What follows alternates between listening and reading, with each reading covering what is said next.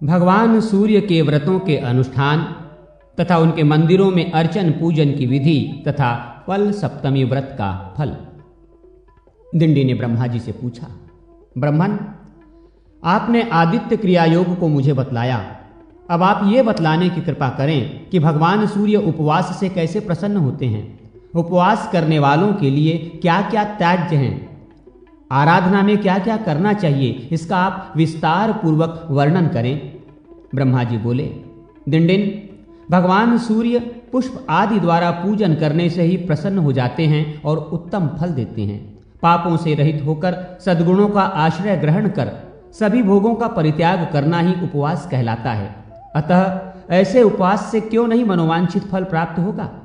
1 रात, 2 रात, 3 रात या नक्त व्रत करने वाला निष्काम होकर उपवास कर मन, वचन और कर्म से सूर्य नारायण की आराधना में तत्पर रहे तो ब्रह्मलोक को प्राप्त कर सकता है। यदि साधक किसी कामना से दत्तचित होकर भगवान सूर्य की उपासना करता है तो प्रसन्न होकर भगवान उसकी कामना पूर्ण कर देते हैं। अंधकार का नाश करने वाले जगदात्मा सूर्य नारायण की तन्मयता पूर्वक आराधना के बिना किसी प्रकार की सद्गति नहीं मिलती। अतः पुष्प, धूप, चंदन, नैवेद्य आदि से भक्ति पूर्वक सूर्य की पूजा और उसकी प्रसन्नता के लिए उपवास करना चाहिए। उत्तम पुष्प के न मिलने पर वृक्षों के कोमल पत्ते अथवा दुर्वांकुर से पूजन करना चाहिए। पुष्प, पत्र, फल, जल जो भी यथाशक्ति मिले उसे ही भक्ति के साथ भगवान सूर्य को अर्पण करना चाहिए। इससे भगवान सूर्य को अतुल तुष्टि प्राप्त होती है। सूर्य नारायण के मंदिर में सदा झाड़ू देने पर धूलि में जितनी कणिकाएं होती हैं उतने समय तक सूर्य के समान होकर वो स्वर्ग में रहता है। मंदिर के छोटे भाग का भी मार्जन करने पर उस दिन के पाप से व्यक्ति मुक्त हो जाता है। जो गोमय से, मृतिका अथवा अन्य धातु के चूर्णों से मंदिर में उलेपन करता है वो विमान पर चढ़कर सूर्य लोक में जाता है। मंदिर में जल से छिड़काव करने वाला वर्णलोक में निवास करता है। जो लेपन किए हुए मंदिर में पुष्प बिखेरता है वो कभी दुर्गति नहीं प्राप्त करता। मंदिर में दीपक प्रज्वलित करने वाला व्यक्ति सभी ऋतुओं में सुखप्रद सवारी प्राप्त करता है। ध्वजा चढ़ाने वाले के ज्ञात और अज्ञात सभी पाप पताका के वायु से हिलने पर नष्ट हो जाते हैं। गीत, वाद्य और नृत्य के द्वारा मंदिर में उत्सव करने वाला उत्तम विमान में बैठता है। गंधर्व और अप्सराएं उसके आगे गान और नृत्य करती हैं। जो मंदिर में पुराण का पाठ करता है उसे श्रेष्ठ बुद्धि की प्राप्ति होती है और वो जातिस्मर सभी जन्मों की बात जानने वाला हो जाता है। दिंडिन, सूर्य की आराधना से जो चाहो वो प्राप्त कर सकते हो। इनकी आराधना से कई लोग गंधर्व, कतिपय विद्याधर, कतिपय देवता बन गए हैं। इंद्र ने इनकी आराधना से ही इंद्रपद प्राप्त किया है। ब्रह्मचारी, गृहस्थ और वानप्रस्थ एवं स्त्रियों के ही ये उपास्य है। जितेंद्रिय सन्यासी भी इनके अनुग्रह से ही मुक्ति को प्राप्त करते हैं क्योंकि ये ही मोक्ष के द्वार हैं। इस तरह सभी वर्ण और आश्रमों के आश्रय एवं परम गति भगवान सूर्य ही हैं। दिंडिन, अब मैं काम में उपवास और फल सप्तमी का वर्णन करता हूँ। फल सप्तमी का व्रत करने से सभी पाप नष्ट हो जाते हैं और सूर्य लोक की प्राप्ति होती है। भाद्रपद मास के शुक्ला चतुर्थी को अयाचित व्रत कर पंचमी को एक बार भोजन करें, षष्ठी को जित क्रोध जितेंद्रिय होकर पूर्ण उपवास करें और भक्ति के साथ सभी सामग्रियों से सूर्य नारायण की पूजा करें। रात में भगवान सूर्य के सम्मुख पृथ्वी पर शयन करें। सप्तमी को सूर्य भगवान का ध्यान करते हुए प्रातः उठकर स्नान पूजन करें और खजूर, नारियल, आम, मातुलुंग आदि नैवेद्यों का भोग लगाएं और ब्राह्मण को दें तथा स्वयं भी प्रसाद के रूप में उन्हें ग्रहण करें। यदि ये फल न मिले तो शाली, चावल का या गेहूं का आटा लेकर उसमें गुड़ मिलाएं और घी में पकाकर उनका ही भगवान सूर्य को भोग लगाएं। अनंतर हवन कर ब्राह्मण भोजन कराएं। इस प्रकार 1 वर्ष तक सप्तमी का व्रत कर अंत में उद्यापन करें। गोमूत्र, गोमय, 2 दुग्ध, दही, घी, कुश का जल, श्वेत मृतिका, तिल और सरसों का उबटन, दुर्वा गौ के सिंग का जल, चमेली के फूल के रस, इनसे स्नान करें और इनका भी प्राशन करें। ये सभी पापों का हरण करने वाले हैं। सभी प्रकार के फल, सस्य संपन्न भूमि, धान युक्त भवन, बछड़े के साथ गौ, विद्रुम के साथ ताम्रपात्र और श्वेत वस्त्र ब्राह्मणों को दें। जो शक्ति संपन्न हो वो चांदी अथवा आटे के पिष्टक, फल तथा 2 वस्त्र दें। सोना, रत्न और वस्त्र आचार्य को दें। ब्राह्मण को भोजन कराएं। इस प्रकार व्रत को संपन्न करें। ये फल सप्तमी का विधान कहा गया है। ये अतिशय पुण्यमयी सप्तमी सभी पापों का नाश करने वाली है। इस दिन उपवास कर मनुष्य सूर्य लोक को प्राप्त करता है। वहां देव, गंधर्व और अप्सराओं के साथ पूजित होता है। इस व्रत को जो करता है वो पाप, दरिद्रता और सभी प्रकार के दुखों से मुक्त हो जाता है। इस व्रत के करने से ब्राह्मण मुक्ति, क्षत्रिय इंद्रलोक, वैश्य कुबेर लोक में निवास करता है। शूद्र इस व्रत के करने से द्विजत्व को प्राप्त कर लेता है। पुत्रहीन पुत्र प्राप्त करता है। दुर्भगा सौभाग्यशाली होती है और विधवा नारी अगले जन्म में वैवध्य प्राप्त नहीं करती। इस फल सप्तमी को समस्त वांछित पदार्थों को प्राप्त करने वाली चिंतामणि के समान समझना चाहिए। इस फल सप्तमी की कथा के श्रवण अथवा व्रत करने वालों की सभी रहस्य सप्तमी व्रत के दिन त्याज्य पदार्थ का निषेध तथा व्रत का विधान एवं फल। ब्रह्मा जी ने कहा, दिंडिन, अब मैं रहस्य सप्तमी व्रत का विधान कह रहा हूं।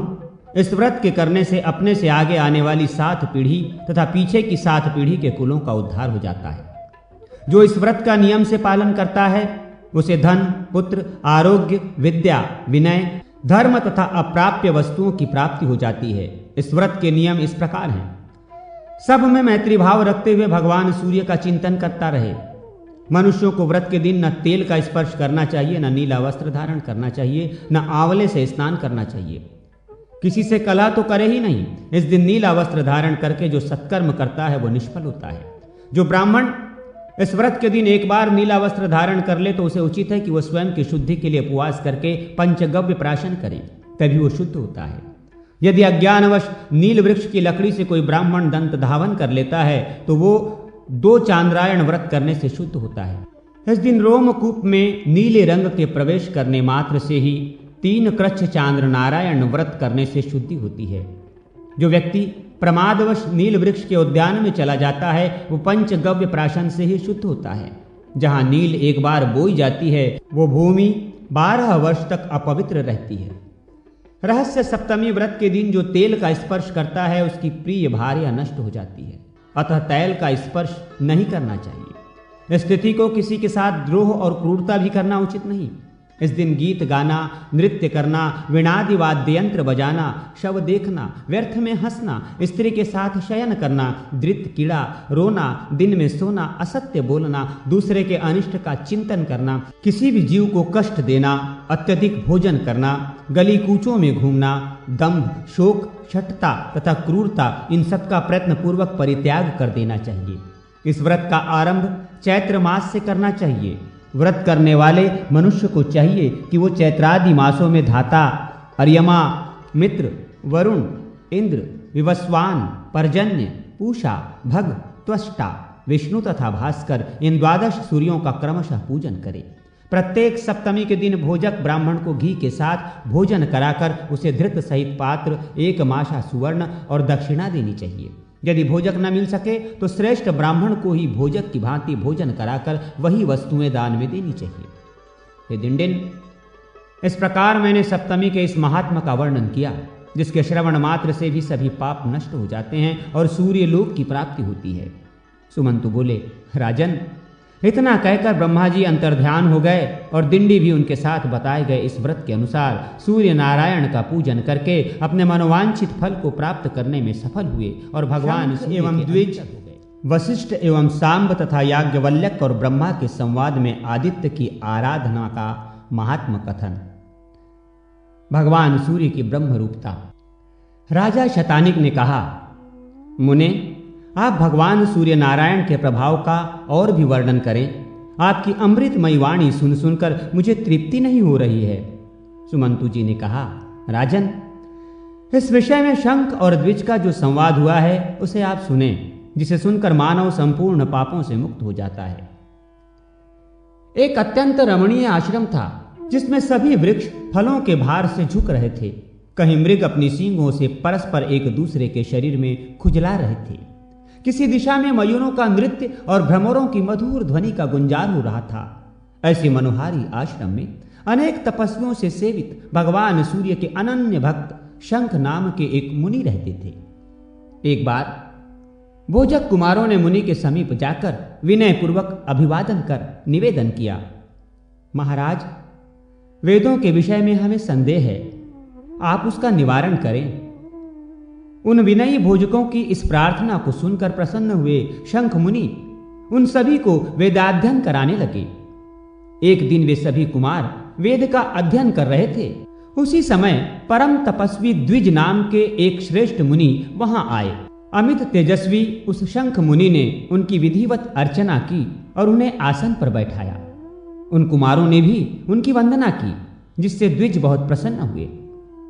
शंख मुनि ने उन भोजक कुमारों से कहा, शिष्ट पुरुष के आगमन से अनध्याय होता है, अतः तुम सब इस समय अपना अपना अध्ययन समाप्त करो। ये सुनते ही कुमारों ने अपने अपने ग्रंथ बंद कर दिए। द्विज ने शंख मुनि से पूछा, ये बालक कौन हैं और क्या पढ़ते हैं? शंख मुनि ने कहा, महाराज, ये भोजक कुमार हैं। सूत्र और कल्प के साथ चारों वेद, सूर्य नारायण के पूजन और हवन का विधान, प्रतिष्ठा विधि, रथ यात्रा की रीति तथा सप्तमी तिथि के कल्प का ये अध्ययन कर रहे हैं। द्विज ने पुनः पूछा, मुने, सप्तमी व्रत का क्या विधान है और भगवान सूर्य के अर्चन की क्या विधि है? सूर्य मंदिर में गंध, पुष्प, दीप आदि देने से क्या फल प्राप्त होता है? किस व्रत, नियम और दान से भगवान सूर्य प्रसन्न होते हैं? उन्हें कौन से पुष्प, धूप तथा उपहार दिए जाते हैं? ये सब मैं सुनना चाहता हूं, इसे आप बताएं। सूर्य नारायण के महात्मा की भी विशेष रूप से चर्चा करें। शंख मुनि ने कहा, इस प्रसंग में मैं महाराज सांब और महर्षि वशिष्ठ के संवाद का वर्णन कर रहा हूं। एक बार सांब महर्षि वशिष्ठ के पवित्र आश्रम पर गए। वहां जाकर उन्होंने नियतात्मा वशिष्ठ के चरणों में प्रणाम किया और वे हाथ जोड़कर विनीत भाव से खड़े हो गए। महर्षि वशिष्ठ ने भी उनके भक्ति भाव को देखकर प्रसन्न मन से उनसे पूछा। वशिष्ठ बोले, सांब, तुम्हारा तो संपूर्ण शरीर भयंकर कुष्ठ रोगों से विदीर्ण हो गया था। ये सर्वथा रोग मुक्त कैसे हुआ और तुम्हारे शरीर की दिव्य कांति एवं शोभा कैसे बढ़ गई? ये सब मुझे बताओ। सांब ने कहा, महाराज, मैंने भगवान सूर्य नारायण की आराधना उनके सहस्र नामों द्वारा की है। उसी आराधना के प्रभाव से उन्होंने प्रसन्न होकर मुझे साक्षात दर्शन दिया है और उनसे मुझे वर की भी प्राप्ति हुई है।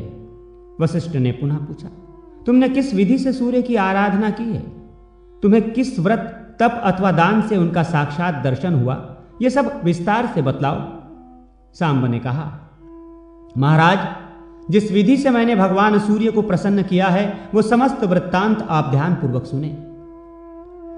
आज से बहुत पहले मैंने अज्ञानवश दुर्वासा मुनि का उपहास किया था, इसलिए क्रोध में आकर उन्होंने मुझे कुष्ठ रोग से ग्रस्त होने का शाप दे दिया, जिससे मैं कुष्ठ रोगी हो गया। तब अत्यंत दुखी एवं लज्जित होते हुए मैंने अपने पिता भगवान श्री कृष्ण के पास जाकर निवेदन किया, तात, मैं दुर्वासा मुनि के शाप से कुष्ठ रोग से ग्रस्त होकर अत्यधिक पीड़ित हो रहा हूं। मेरा शरीर गलता जा रहा है, कंठ का स्वर भी बैठता जा रहा है, पीड़ा से प्राण निकल रहे हैं। वैद्यों आदि के द्वारा उपचार कराने पर भी मुझे शांति नहीं मिलती। अब आपकी आज्ञा प्राप्त कर मैं प्राण त्यागना चाहता हूं, अतः आप मुझे यह आज्ञा देने की कृपा करें जिससे मैं इस कष्ट से मुक्त हो सकूं। मेरा यह दीन वचन सुनकर उन्हें बड़ा दुख हुआ और उन्होंने क्षण भर विचार कर मुझसे कहा, पुत्र, धैर्य धारण करो, चिंता मत करो, क्योंकि जैसे सूखे तिनके को आग जलाकर भस्म कर देती है, वैसे ही चिंता करने से रोग और अधिक कष्ट देता है। भक्ति पूर्वक तुम देव आराधन करो, उससे सभी रोग नष्ट हो जाएंगे। पिता के ऐसे वचन सुनकर मैंने पूछा, तात, ऐसा कौन देवता है जिसकी आराधना करने से इस भयंकर रोग से मैं मुक्त पा सकूं? भगवान श्री कृष्ण बोले, पुत्र, एक समय की बात है। योगी श्रेष्ठ याज्ञवल्क्य मुनि ने ब्रह्मलोक में जाकर पद्मयोनि ब्रह्मा जी को प्रणाम किया और उनसे पूछा कि महाराज, मोक्ष प्राप्त करने के इच्छुक प्राणी को किस देवता की आराधना करनी चाहिए? अक्षय स्वर्ग की प्राप्ति किस देवता की उपासना करने से होती है? ये चराचर विश्व किससे उत्पन्न हुआ है और किसमें लीन होता है? इन सब का आप वर्णन करें। ब्रह्मा जी बोले, महर्षि, आपने बहुत अच्छा प्रश्न पूछा है। ये सुनकर मैं बहुत प्रसन्न हूं। मैं आपके प्रश्नों का उत्तर दे रहा हूं, इसे ध्यान पूर्वक सुने। जो देवश्रेष्ठ अपने उदय के साथ ही समस्त जगत का अंधकार नष्ट कर तीनों लोकों को प्रतिभाषित कर देते हैं, वे अजर, अमर, अव्यय, शाश्वत, अक्षय, शुभ अशुभ के जानने वाले, कर्म साक्षी, सर्वदेवता और जगत के स्वामी हैं। उनका मंडल कभी क्षय नहीं होता। वे पितरों के पिता, देवताओं के भी देवता, जगत के आधार, सृष्टि, स्थिति तथा संहार करता है। योगी पुरुष वायु रूप होकर जिनमें लीन हो जाते हैं, जिनकी सहस्त्र रश्मियों में मुनि, सिद्धगण और देवता निवास करते हैं। जनक, व्यास, शुकदेव, बालखिल्य आदि ऋषिगण, पंचशिख आदि योगीगण जिनके प्रभामंडल में प्रविष्ट हुए हैं, ऐसे वे प्रत्यक्ष देवता सूर्य नारायण ही हैं। ब्रह्मा, विष्णु तथा शिव आदि का नाम तो मात्र सुनने में ही आता है, पर सभी को वे दृष्टिगोचर नहीं होते, किंतु तिमिर नाशक सूर्य नारायण सभी को प्रत्यक्ष दिखाई देते हैं। इसलिए ये सभी देवताओं में श्रेष्ठतम हैं। अतः याज्ञवल्क्य, आपको भी सूर्य नारायण के अतिरिक्त अन्य किसी देवता की उपासना नहीं करनी चाहिए। इन प्रत्यक्ष देवता की आराधना करने से सभी फल प्राप्त हो सकते हैं। याज्ञवल्क्य मुनि ने कहा, महाराज, आपने मुझे बहुत ही उत्तम उपदेश दिया है जो बिल्कुल सत्य है। मैंने पहले भी बहुत बार सूर्य नारायण के महात्मा को सुना है, जिनके दक्षिण अंग से विष्णु, वाम अंग से स्वयं आप और ललाट से रुद्र उत्पन्न हुए हैं। उनकी तुलना और कौन देवता कर सकते हैं? उनके गुणों का वर्णन भला किन शब्दों में किया जा सकता है? अब मैं उनकी इस आराधना विधि को सुनना चाहता हूं, जिसके द्वारा मैं संसार सागर को पार कर जाऊं। वे कौन से व्रत, उपवास, दान, होम, जप आदि हैं जिनके करने से सूर्य नारायण प्रसन्न होकर समस्त कष्टों को दूर कर देते हैं? ये सब आप बतलाने की कृपा करें, क्योंकि प्राणियों द्वारा धर्म, अर्थ तथा काम की प्राप्ति के लिए जो चेष्टाएं की जाती हैं, उनमें वही चेष्टा सफल होती है जो भगवान सूर्य का आश्रय ग्रहण कर अनुष्ठित होती हो। अन्यथा वे सभी क्रियाएं व्यर्थ हैं। इस अपार घोर संसार सागर में निमग्न प्राणियों द्वारा एक बार भी किया गया सूर्य नमस्कार मुक्ति को प्राप्त करा देता है। भक्ति भाव से परिपूर्ण याज्ञवल्क्य के इन वचनों को सुनकर ब्रह्मा जी प्रसन्न हो उठे और वे कहने लगे कि याज्ञवल्क्य, आपने सूर्य नारायण की आराधना का जो उपाय पूछा है उसका मैं वर्णन कर रहा हूं, एकाग्र चित्त होकर आप सुने। ब्रह्मा जी बोले, आदि और अंत से रहित सर्वव्याप्त परम ब्रह्म अपनी लीला से प्रकृति पुरुष रूप धारण करके संसार को उत्पन्न करने वाले अक्षर, सृष्टि रचना के समय ब्रह्मा, पालन के समय विष्णु और संहार काल में रुद्र का रूप धारण करने वाले सर्वदेवमय पूज्य भगवान सूर्य नारायण ही हैं। अब मैं भेदाभेद स्वरूप उन भगवान सूर्य को प्रणाम करके उनकी आराधना का वर्णन करूंगा। यह अत्यंत गुप्त है, जिसे प्रसन्न होकर भगवान भास्कर ने मुझसे कहा था। ब्रह्मा जी पुनः बोले, याज्ञवल्क्य, एक बार मैंने भगवान सूर्य नारायण की स्तुति की। उस स्तुति से प्रसन्न होकर वे प्रत्यक्ष प्रकट हुए। तब मैंने उनसे पूछा कि महाराज, वेद वेदांगों में और पुराणों में आपका ही प्रतिपादन हुआ है। आप शाश्वत, अज तथा परम ब्रह्म स्वरूप हैं। ये जगत आप में ही स्थित है। गृहस्थाश्रम जिनका मूल है, वे ऐसे चारों आश्रमों वाले दिन रात आपकी अनेक मूर्तियों का पूजन करते हैं। आप ही सबके माता पिता और पूज्य हैं। आप किस देवता का ध्यान एवं पूजन करते हैं? मैं इसे नहीं समझ पा रहा हूं, इसे मैं सुनना चाहता हूं। मेरे मन में बड़ा कौतूहल है। भगवान सूर्य ने कहा, ब्रह्मन, यह अत्यंत गुप्त बात है, किंतु आप मेरे परम भक्त हैं, इसलिए मैं इसका यथावत वर्णन कर रहा हूं। वे परमात्मा सभी प्राणियों में व्याप्त, अचल, नित्य, सूक्ष्म और इंद्रियातीत हैं। उन्हें क्षेत्रज्ञ, पुरुष, हिरण्यगर्भ, महान, प्रधान तथा बुद्धि आदि अनेक नामों से अभिहित किया जाता है।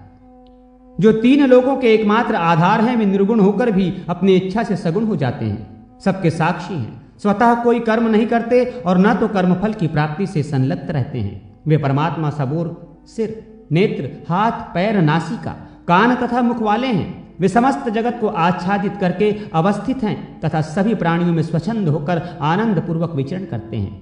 शुभाशुभ कर्मरूप बीज वाला शरीर क्षेत्र कहलाता है। इसे जानने के कारण परमात्मा क्षेत्रज्ञ कहलाते हैं। वे अव्यक्त पूर्व में शयन करने से पुरुष, बहुत रूप धारण करने से विश्वरूप और धारण पोषण करने के कारण महापुरुष कहे जाते हैं। ये ही अनेक रूप धारण करते हैं। जिस प्रकार एक ही वायु शरीर में प्राण, अपान आदि अनेक रूप धारण किए हुए हैं, और जैसे एक ही अग्नि अनेक स्थान भेदों के कारण अनेक नामों से अभिहित की जाती है, उसी प्रकार परमात्मा भी अनेक भेदों के कारण बहुत रूप धारण करते हैं। जिस प्रकार एक दीप से हजारों दीप प्रज्वलित हो जाते हैं, उसी प्रकार एक परमात्मा से संपूर्ण जगत उत्पन्न होता है। जब वो अपनी इच्छा से संसार का संहार करता है, तब फिर एकाकी ही रह जाता है। परमात्मा को छोड़कर जगत में कोई स्थावर या जंगम पदार्थ नित्य नहीं है, क्योंकि वे अक्षय, अप्रमेय और सर्वज्ञ कहे जाते हैं। उनसे बढ़कर कोई अन्य नहीं है। वे ही पिता हैं, वे ही प्रजापति हैं। सभी देवता और असुर आदि उन महात्मा भास्कर देव की आराधना करते हैं और वे ही उन्हें सद्गति प्रदान करते हैं। वे सर्वगत होते हुए भी निर्गुण हैं। उसी आत्मस्वरूप परमेश्वर का मैं ध्यान करता हूं तथा सूर्य रूप अपने आत्मा का ही पूजन करता हूं। हे याज्ञवल्क्य मुनि, भगवान सूर्य ने स्वयं नारायण के प्रिय पुष्प, सूर्य मंदिर में मार्जन लेपन आदि का फल, दीपदान का फल तथा सिद्धार्थ सप्तमी व्रत का विधान और फल। ब्रह्मा जी बोले, याज्ञवल्क्य, एक बार मैंने भगवान सूर्य नारायण से उनके प्रिय पुष्पों के विषय में जिज्ञासा की। तब उन्होंने कहा था कि मल्लिका, बेला फूल की एक जाति पुष्प मुझे अत्यंत प्रिय है। जो मुझे इसे अर्पण करता है वो उत्तम भोगों को प्राप्त करता है। मुझे श्वेत कमल अर्पण करने से सौभाग्य, सुगंधित कुटज पुष्प से अक्षय ऐश्वर्य की प्राप्ति होती है तथा मंदार पुष्प से सभी प्रकार के कुष्ठ रोगों का नाश होता है, और बिल्व पत्र से पूजन करने पर विपुल संपत्ति की प्राप्ति होती है। मंदार पुष्प की माला से संपूर्ण कामनाओं की पूर्ति, वकुल मौलसिरी पुष्प की माला से रूपवती कन्या का लाभ, पलाश पुष्प से अरिष्ट शांति, अगस्त पुष्प से पूजन करने पर मेरा सूर्य नारायण का अनुग्रह तथा करवीर कनैल पुष्प समर्पित करने से मेरे अनुचर होने का सौभाग्य प्राप्त होता है। बेला के पुष्पों से सूर्य की मेरी पूजा करने पर मेरे लोक की प्राप्ति होती है। 1000 कमल पुष्प चढ़ाने पर मेरे सूर्य लोक में रहने का फल प्राप्त होता है। वकुल पुष्प अर्पित करने से भानु लोक प्राप्त होता है। कस्तूरी, चंदन, कुमकुम तथा कपूर के योग से बनाए गए यक्ष कर्दम गंध का लेपन करने से सद्गति प्राप्त होती है। सूर्य भगवान के मंदिर का मार्जन तथा उलेपन करने वाला सभी रोगों से मुक्त हो जाता है और उसे शीघ्र ही प्रचुर धन की प्राप्ति होती है।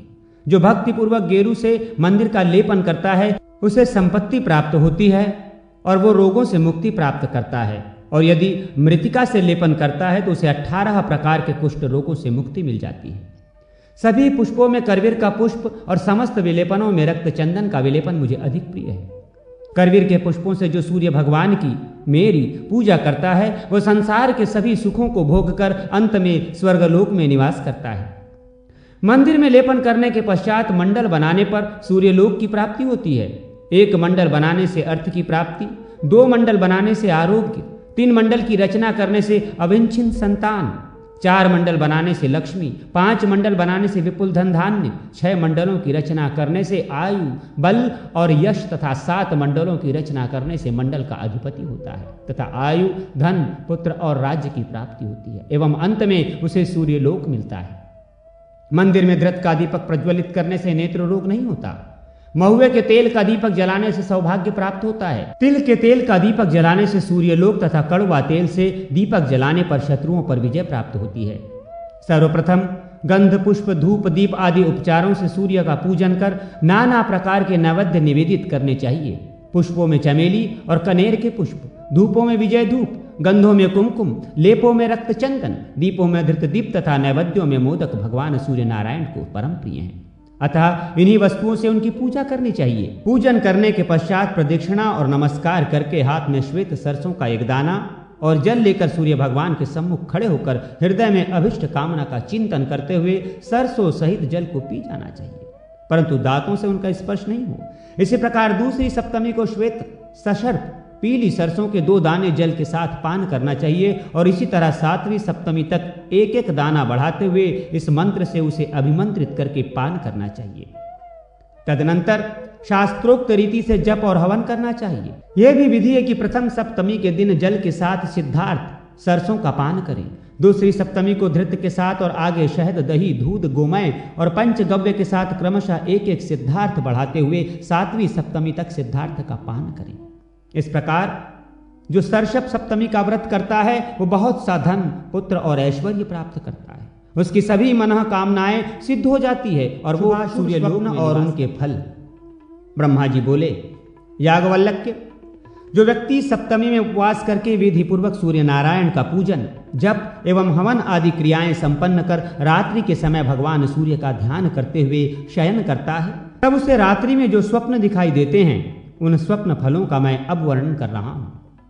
यदि स्वप्न में सूर्य का उदय, इंद्रध्वज और चंद्रमा दिखाई दे तो सभी समृद्धियां प्राप्त होती हैं। माला पहने व्यक्ति, गाय या वंशी की आवाज, श्वेत कमल, चामर, दर्पण, सोना, तलवार, पुत्र की प्राप्ति, रुधिर का थोड़ा या अधिक मात्रा में निकलना तथा पान करना, ऐसा स्वप्न देखने से ऐश्वर्य की प्राप्ति होती है। दृत्ताक्त प्रजापति के दर्शन से पुत्र प्राप्ति का फल होता है। स्वप्न में प्रशस्त वृक्ष पर चढ़े अथवा अपने मुख में महिषी गौ या सिंहनी का दोहन करें तो शीघ्र ही ऐश्वर्य प्राप्त होता है। सोने या चांदी के पात्र में अथवा कमल पत्र में जो स्वप्न में खीर खाता है उसे बल की प्राप्ति होती है। धूत, वाद तथा युद्ध में विजय प्राप्ति का जो स्वप्न देखता है वो सुख प्राप्त करता है। स्वप्न में जो अग्निपान करता है उसके जठराग्नि की वृद्धि होती है। यदि स्वप्न में उसके अंग प्रज्वलित होते दिखाई दें और सिर में पीड़ा हो तो संपत्ति मिलती है। श्वेत वर्ण के वस्त्र, माला और प्रशस्त पक्षी का दर्शन शुभ होता है। देवता, ब्राह्मण, आचार्य, गुरु, वृद्ध तथा तपस्वी स्वप्न में जो कुछ कहते हैं वो सत्य होता है। स्वप्न में सिर का कटना अथवा फटना, पैरों में बेड़ी का पड़ना राज्य प्राप्ति का संकेतक है। स्वप्न में रोने से हर्ष की प्राप्ति होती है। घोड़ा, बैल, श्वेत कमल तथा श्रेष्ठ हाथी पर निडर होकर चढ़ने से महान ऐश्वर्य प्राप्त होता है। ग्रह और ताराओं का ग्रास देखे, पृथ्वी को उलट दे और पर्वत को उखाड़ फेंके तो राज्य का लाभ होता है। पेट से आत निकले और उससे वृक्ष को लपेटे, पर्वत, समुद्र तथा नदी पार करे तो अत्यधिक ऐश्वर्य की प्राप्ति होती है। सुंदर स्त्री के गोद में बैठे और बहुत सी स्त्रियां आशीर्वाद दे, शरीर को कीड़े भक्षण करें, स्वप्न में स्वप्न का ज्ञान हो, अभिष्ट बातें सुनने और कहने में आए तथा मंगलदायक पदार्थों का दर्शन एवं प्राप्ति हो तो धन और आरोग्य का लाभ। सिद्धार्थ सर्षप सप्तमी व्रत के उद्यापन की विधि। ब्रह्मा जी बोले, याज्ञवल्क्य, सिद्धार्थ सप्तमी के व्रत के अनंतर दूसरे दिन स्नान, पूजन, जप तथा हवन आदि करके भोजक, पुराण वेत्ता और वेद पारंगत ब्राह्मणों को भोजन कराकर लाल वस्त्र, दूध देने वाली गाय, उत्तम भोजन तथा जो जो पदार्थ अपने को प्रिय हों वे सब मध्याह्न काल में भोजकों को दान देने चाहिए। यदि भोजक न प्राप्त हो सकें तो पौराणिक को, और पौराणिक न मिल सकें तो सामवेद जानने वाले मंत्रविद ब्राह्मण को वे सभी वस्तुएं देनी चाहिए। मुने, ये सिद्धार्थ सप्तमी के उद्यापन की संक्षिप्त विधि है। इस प्रकार भक्ति पूर्वक 7 सप्तमी का व्रत करने से अनंत सुख की प्राप्ति होती है और 10 अश्वमेघ यज्ञ का फल प्राप्त होता है। इस व्रत से सभी कार्य सिद्ध हो जाते हैं। गरुड़ को देखकर सर्प आदि की तरह कुष्ठ आदि सभी रोग इसके अनुष्ठान से दूर भागते हैं।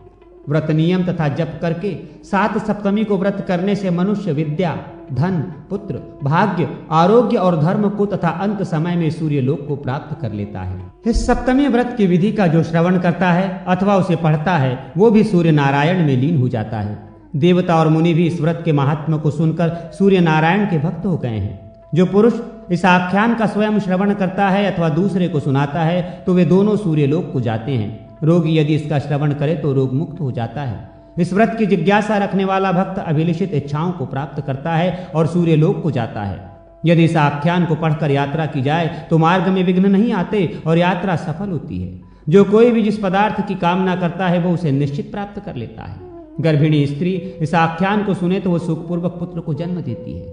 बंध्या सुने तो संतान प्राप्त करती है। याज्ञवल्क्य, ये सब कथा सूर्य नारायण ने मुझसे कही थी और मैंने आपको सुना दी, और अब आप भी भक्तिपूर्वक सूर्य नारायण की आराधना करें जिससे सभी पातक नष्ट हो जाएं। उदित होते ही जो अपनी किरणों से संसार का अंधकार दूर कर प्रकाश फैलाते हैं वे द्वादशात्मा सूर्य नारायण ही जगत के माता पिता तथा गुरु हैं। अदिति पुत्र भगवान सूर्य आप पर प्रसन्न हो होता है। जिन स्वप्नों का फल राज्य और ऐश्वर्य की प्राप्ति है, यदि उन स्वप्नों को रोगी देखता है तो वो रोग से मुक्त हो जाता है। इस प्रकार रात्रि में स्वप्न देखने के पश्चात प्रातः काल स्नान कर राजा, ब्राह्मण अथवा भोजक को अपना स्वप्न सुनाना चाहिए। सर्षप सप्तमी व्रत के उद्यापन की विधि। ब्रह्मा जी बोले, याज्ञवल्क्य, सिद्धार्थ सप्तमी के व्रत के अनंतर दूसरे दिन स्नान, पूजन, जप तथा हवन आदि करके भोजक, पुराण वेत्ता और वेद पारंगत ब्राह्मणों को भोजन कराकर लाल वस्त्र, दूध देने वाली गाय, उत्तम भोजन तथा जो जो पदार्थ अपने को प्रिय हों वे सब मध्याह्न काल में भोजकों को दान देने चाहिए।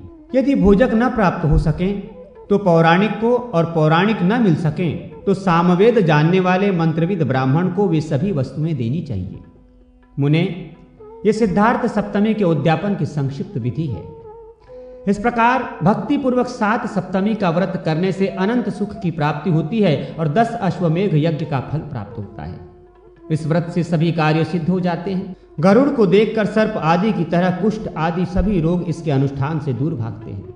व्रत नियम तथा जप करके 7 सप्तमी को व्रत करने से मनुष्य विद्या, धन, पुत्र, भाग्य, आरोग्य और धर्म को तथा अंत समय में सूर्य लोक को प्राप्त कर लेता है। इस सप्तमी व्रत की विधि का जो श्रवण करता है अथवा उसे पढ़ता है वो भी सूर्य नारायण में लीन हो जाता है। देवता और मुनि भी इस व्रत के महात्म्य को सुनकर सूर्य नारायण के भक्त हो गए हैं। जो पुरुष इस आख्यान का स्वयं श्रवण करता है अथवा दूसरे को सुनाता है तो वे दोनों सूर्य लोक को जाते हैं। रोगी यदि इसका श्रवण करे तो रोग मुक्त हो जाता है। इस व्रत की जिज्ञासा रखने वाला भक्त अभिलषित इच्छाओं को प्राप्त करता है और सूर्य लोक को जाता है। यदि इस आख्यान को पढ़कर यात्रा की जाए तो मार्ग में विघ्न नहीं आते और यात्रा सफल होती है। जो कोई भी जिस पदार्थ की कामना करता है वो उसे निश्चित प्राप्त कर लेता है। गर्भिणी स्त्री इस आख्यान को सुने तो वो सुखपूर्वक पुत्र को जन्म देती है। बंध्या सुने तो संतान प्राप्त करती है। याज्ञवल्क्य, ये सब कथा सूर्य नारायण ने मुझसे कही थी और मैंने आपको सुना दी, और अब आप भी भक्तिपूर्वक सूर्य नारायण की आराधना करें जिससे सभी पातक नष्ट हो जाएं। उदित होते ही जो अपनी किरणों से संसार का अंधकार दूर कर प्रकाश फैलाते हैं वे द्वादशात्मा सूर्य नारायण ही जगत के माता पिता तथा गुरु हैं। अदिति पुत्र भगवान सूर्य आप पर प्रसन्न हो।